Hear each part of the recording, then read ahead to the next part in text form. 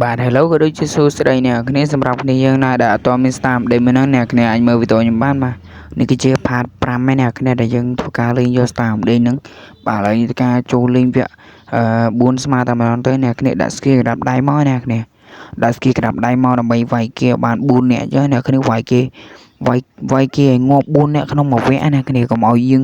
វាយយកសរុបគ្នាម្ដងអញ្ចឹងគឺយើងអត់បានទេអ្នកគ្នាតែយើងវាយសរុបឲ្យបាន CA អញ្ចឹងណាអ្នកគ្នាឥឡូវខ្ញុំការចូលទៅអ្នកគ្នាដាក់ skill ក្តាប់ដៃមក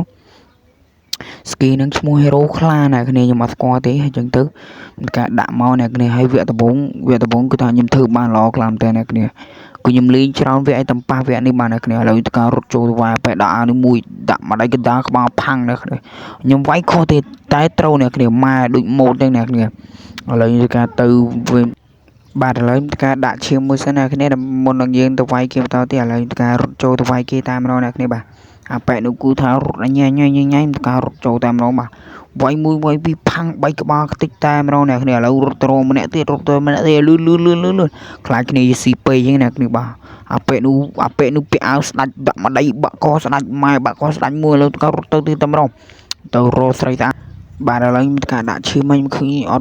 ត់ចាំដាក់ឈាមទេវាយស្រីនេះតាមម្ដងមកលើការចូលវាយតាមម្ដងទៅដាក់មកដៃ2ដៃ3ក្បាលតាមម្ដងម៉ែជោគជ័យអ្នកគ្នា mission យើងទៅការជោគជ័យអ្នកគ្នាឥឡូវខ្ញុំកាត់មកកន្លែងដែលខ្ញុំបាញ់ជាប់លេខ1តែម្ដងទៅខ្ញុំបាញ់ឈ្នះគេអ្នកគ្នាឥឡូវខ្ញុំកាត់មកតែម្ដងទៅកុំឲ្យយូរបាទឥឡូវខ្ញុំការចេញមកក្រៅឯអ្នកគ្នាចង់ដឹងថា mission យើងជោគជ័យឬក៏មិនជោគជ័យអ្នកគ្នាអាចតាមទស្សនាវីដេអូនេះដល់ចប់បានអ្នកគ្នា